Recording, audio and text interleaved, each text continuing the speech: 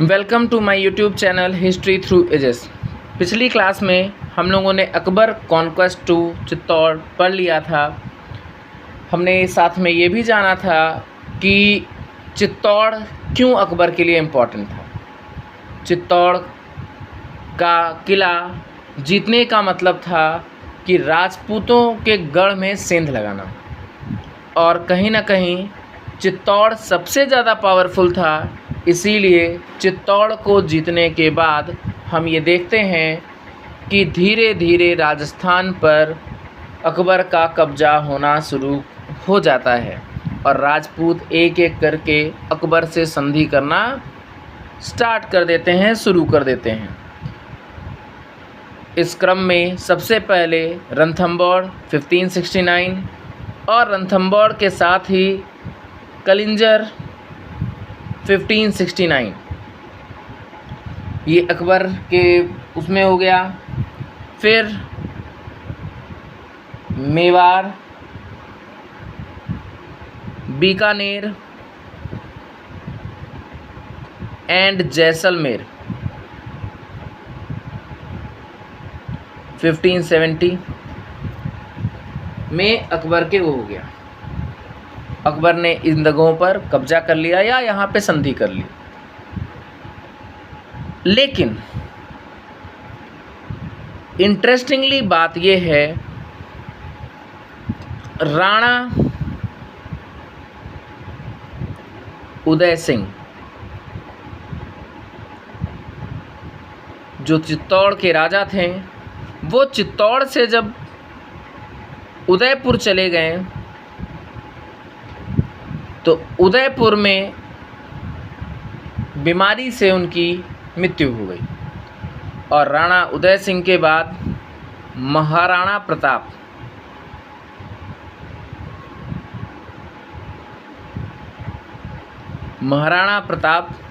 राजा बनते हैं। महाराणा प्रताप ने अपने जीवन में कभी गिव अप नहीं किया। उन्होंने कष्ट झेले, जंगलों में रहे, दर बदर भटके, लेकिन अकबर के सामने आत्मसमर्पण या अकबर से संधि कभी नहीं की। महाराणा प्रताप ने कई कोशिश किया चित्तौड़ को वापस जीतने का, लेकिन वो असफल रहे और अकबर भी महाराणा प्रताप को हराना चाहता था, लेकिन इसमें वो भी असफल रहा। अंततः 1576 में मान सिंह के नेतृत्व में एक सेना भेजी गई और अकबर और महाराणा प्रताप के बीच युद्ध हुआ, जिसे हम बैटल ऑफ हल्दी घाटी कहते हैं। बैटल ऑफ हल्दी घाटी ये बहुत इम्पॉर्टेंट है, लगभग हर एग्ज़ामों में ये पूछा जाता है। बैटल ऑफ हल्दी घाटी 1576,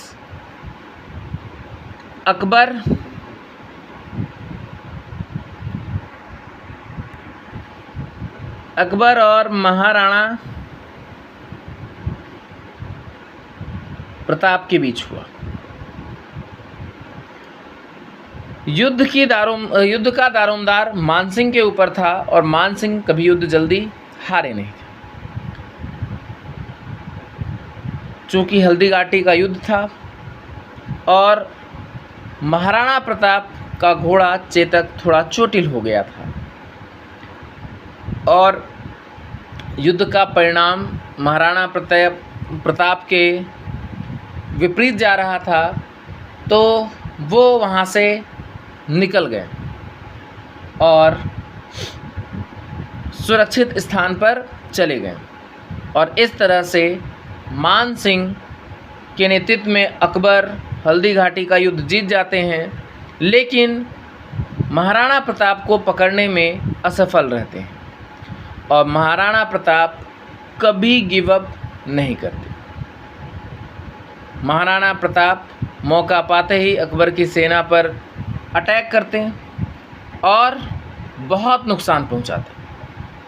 तो इस तरह से अकबर मेवाड़ कभी नहीं जीत पाया। अकबर मेवाड़ पर कभी कब्जा नहीं कर पाया। चित्तौड़ पर भले ही अकबर का कब्जा हो गया, लेकिन पूरे मेवाड़ पर कभी अकबर का कब्जा नहीं हो पाया। न ही महाराणा प्रताप ने अपने पूरे लाइफ टाइम में आत्मसमर्पण किया। महाराणा प्रताप के बाद जहांगीर के समय में उनके पुत्र ने मुग़लों से संधि कर ली। वो एक अलग वो है, जब हम जहांगीर पढ़ेंगे तो हम उसके बारे में जानेंगे। अब हम अकबर का फर्दर कॉन्क्वेस्ट देखते हैं। हम लोगों ने पीछे क्लास में पढ़ा कि अकबर साम्राज्य का विस्तार चाहता था, और अकबर साम्राज्य का विस्तार इस प्रकार से चाहता था कि वो दिल्ली या आगरा से फ्री ट्रेड कर सके। फ्री ट्रेड के लिए उसे गुजरात आना पड़ता, तो गुजरात तक वो अपना आधिपत्य चाहता था। तो जैसे ही 1570 आते आते हम ये देखते हैं कि आधे राजपूताना पे अकबर का कंट्रोल हो जाता है। लेकिन अकबर राजपूतों पर कब्जा करने के बावजूद राजपूत पॉलिसी में कोई चेंज नहीं लाता है, बल्कि वो उसी टॉलरेंस एटीट्यूड के तहत वर्क करता है ताकि राजपूत उनके साथ मिलकर काम कर सके और एम्पायर एक्सटेंशन में अकबर की मदद करे। इसलिए अकबर ने 1563 में पिलग्रिम टैक्स हटा दिया, 1564 में जजिया हटा दिया, और इससे एक पॉजिटिव संदेश देने की कोशिश की कि धर्म रास्ते में रुकावटें नहीं उत्पन्न करता। हम भले अलग अलग धर्म से हैं, लेकिन हैं इंसान ही, और हम सब एक दूसरे के धर्म का सम्मान करते हैं। अकबर के समय में 2 सभाएं बनाई गई, दीवाने आम और दीवाने खास। दीवान ए आम वो दरबार था जहां अकबर सामान्य लोगों, साधारण लोगों से मिलता, उनकी समस्याओं को सुनता और उसके निपटारा को उसको ख़त्म करने की कोशिश करता। दीवाने खास लोगों के लिए था। अगर कोई मर्चेंट बाहर से आ रहा है, व्यापारी बाहर से आ रहा है, उससे मिलना है दीवाने खास में। ठीक उसी तरह से अगर नोबेलिटी में किसी को समस्या है और नोबेलिटी अपने बारे में कोई बात करना चाहती है, दीवाने खास में। साथ ही अकबर रिलीजन को लेकर के इतना टॉलरेंस था कि उसने सभी धर्म के प्रचार के लिए एक सभा आयोजित की और सभी धर्म के प्रचार और प्रसार के लिए अलग अलग धर्मगुरुओं को परमिशन दिया कि आप अपने धर्म का प्रचार और प्रसार कर सकते हैं। जिसको जो धर्म पसंद आएगा वो धर्म अपनाएगा। इतना लाइबरल था अकबर टुवर्ड्स रिलीजियस पॉलिसीज़। ऐसा सिर्फ इसलिए ताकि सभी धर्म के लोग मिलजुल कर अकबर के एम्पायर एक्सटेंशन में मदद कर सके। अब हम अकबर के द्वारा एम्पायर एक्सटेंशन में लड़े गए कुछ इम्पॉर्टेंट बैटल्स के बारे में जानेंगे। पिछली क्लासेस में हम लोगों ने लगभग सब चीज़ें जान ली कि अकबर राजस्थान के बाद गुजरात जाता है, गुजरात के बाद बिहार जाता है, और बिहार के बाद बुंदेलखंड के कुछ रीजन जैसे कलिंजर का किला हो गया 1569 में, वो जीतता है। तो अब हम एम्पायर एक्सटेंशन और इम्पॉर्टेंट बैटल्स देखेंगे। अकबर ने कौन कौन से बैटल्स लड़े।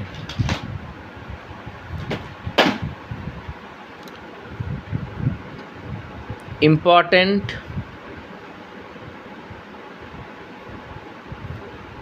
Event during Akbar.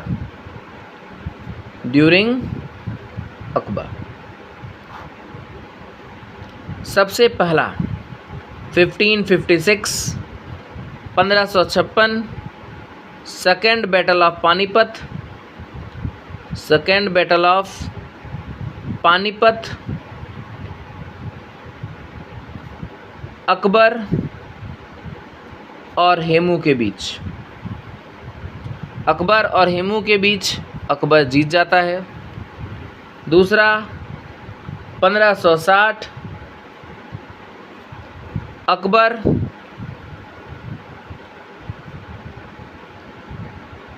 Expedition against Gwalior. 1561 same Akbar expedition against Malwa. 1563 में एबॉलिश्ड पिलग्रिम टैक्स। 1564 एबॉलिश्ड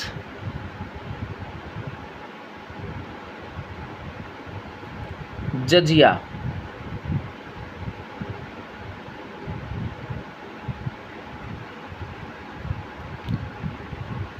1564 में ही expedition against Gondwana south India. 1568 siege of Chittor. 1569 Ranthambore.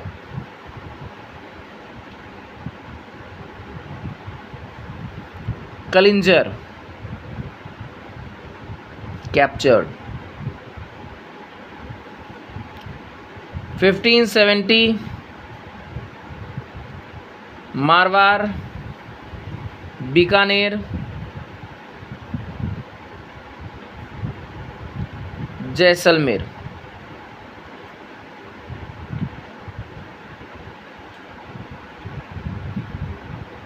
1571 shifted capital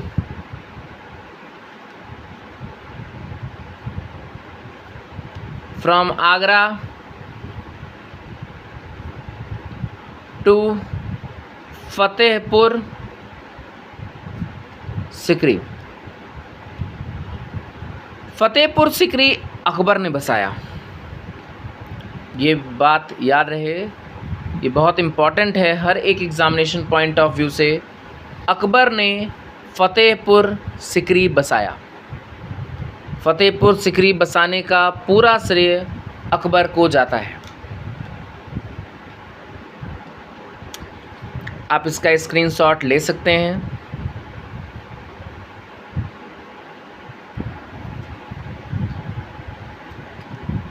fifteen 72 expedition against Gujarat. Gujarat की जीत के बाद Buland Darwaza at Fatehpur Sikri was built. याद रहे, गुजरात की जीत के बाद अकबर अपनी खुशी को सेलिब्रेट करने के लिए, to commemorate the victory over Gujarat, Akbar built Buland Darwaza in Fatehpur Sikri. 1574 expedition towards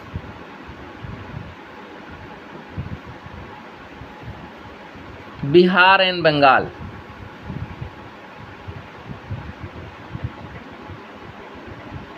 1576 battle of Haldi घाटी।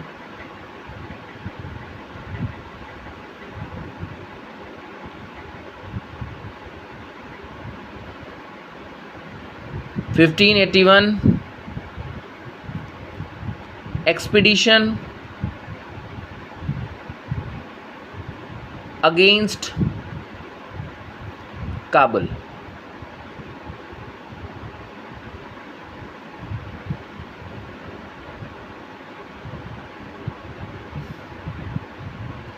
Fifteen 86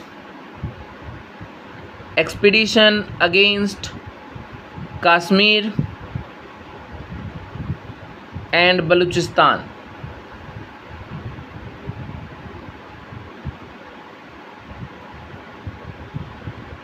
1591 expedition against Sindh.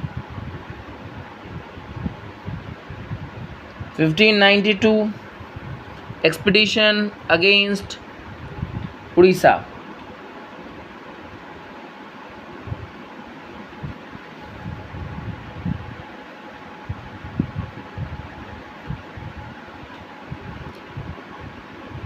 1595 expedition against Kandahar. ये कुछ इम्पॉर्टेंट एक्सपीडिशन है अकबर के। अकबर का रूल बहुत लंबा था। अकबर का रूल बहुत लंबा था और अकबर के रूल के दौरान जहांगीर की उम्र, अकबर के रूल के दौरान सलीम भी, उसका पुत्र जहांगीर भी उम्रदराज हो रहा था, उम्र बढ़ रही थी। और जहांगीर के लक्षणों के कारण, नशे की आदत के कारण अकबर ये नहीं चाहता था कि जहांगीर राजा बने। अकबर हमेशा से चाहता था कि खुसरो राजा बने। खुसरो जहांगीर का पुत्र था और चूंकि खुसरो अकबर के साथ युद्ध में भी जाया करता था, अकबर को पसंद भी था, इसलिए अकबर ये चाहता था कि खुसरो राजा बने। लेकिन जहांगीर को ये पसंद नहीं था। जहांगीर खुद राजा बनना चाहता था और जब उसको ये पता चला कि अकबर नहीं चाहते हैं कि वो राजा बने, तो अकबर गुस्सा के इलाहाबाद चला आता है। इलाहाबाद का किला अकबर ने ही बनवाया है। ये संगम के किनारे स्थित हनुमान मंदिर के पास स्थित एक बहुत बड़ा किला है, जो उस समय अकबर के लिए हथियार खाने का काम करता था। यहाँ पर तोप बनाने की फैक्ट्रीज और लार्ज अमाउंट में गोला बारूद छुपाने की व्यवस्था अकबर ने की थी। अकबर से नाराज होके जहांगीर इलाहाबाद चला आया। अब पुत्र नाराज था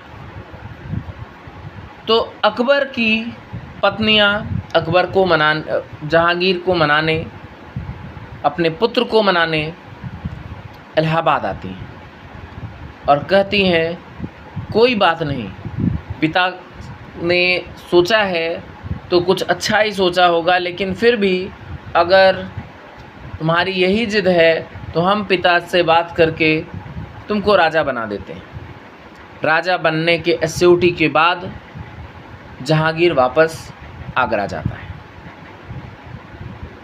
1605 में अकबर की मृत्यु हो जाती है। अकबर डाइड। मृत्यु का कारण था डिसेंट्री।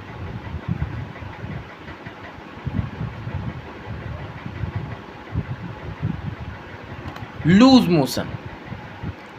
मोशन के कारण अकबर की मृत्यु हो जाती है और जहांगीर राजा बनता है।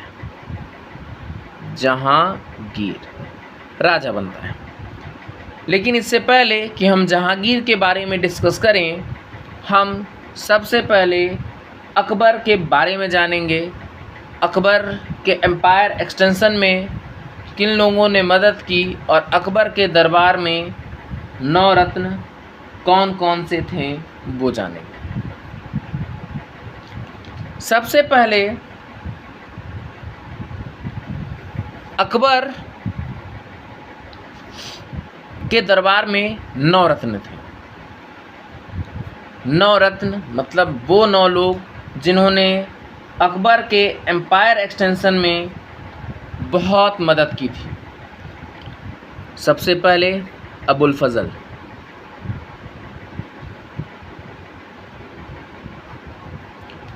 इतिहासकार, पोएट,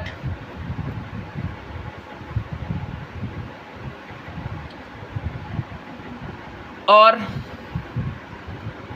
इतिहासकार अगर हम कहें तो एन आई अकबरी और अकबरनामा के संपादक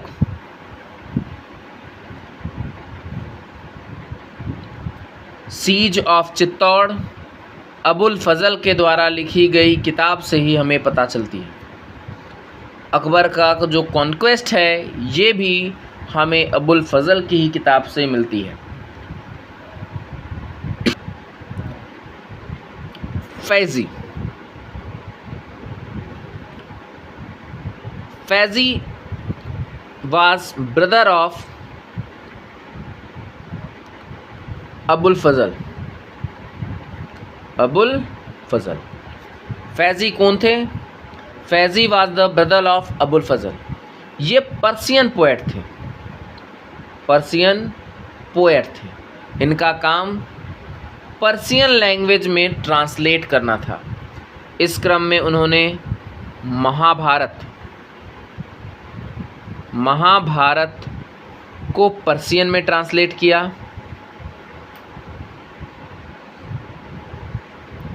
Lilavati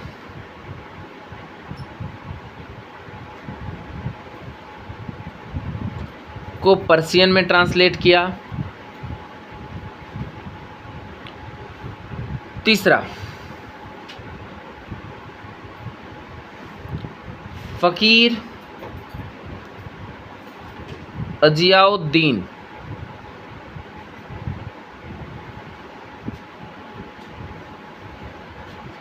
chief adviser of Akbar.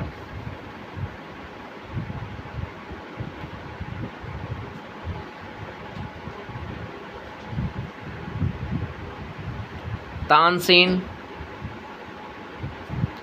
Great musician.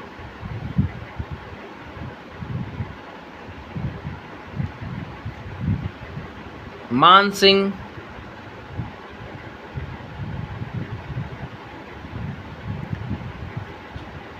Jodha Bai,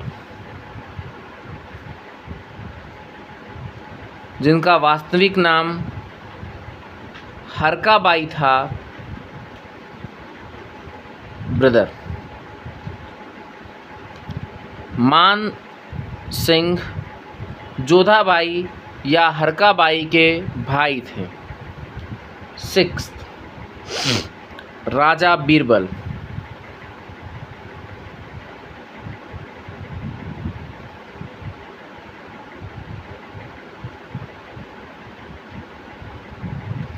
ये राजा का टाइटल अकबर ने ही दिया था।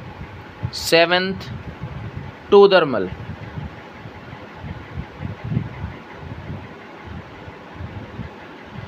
Finance minister.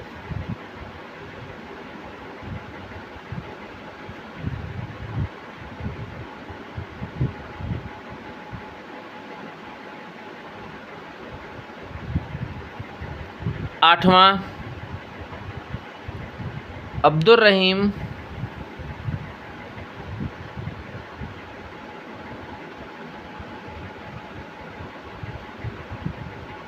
खाने खाना।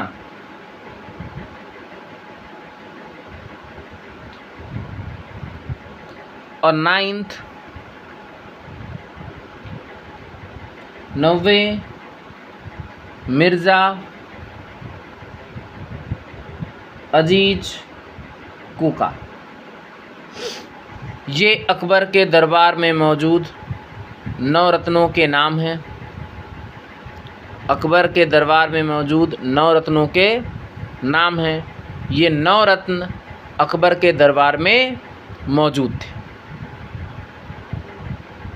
ये सब कहीं ना कहीं अकबर के empire expedition from Kandahar to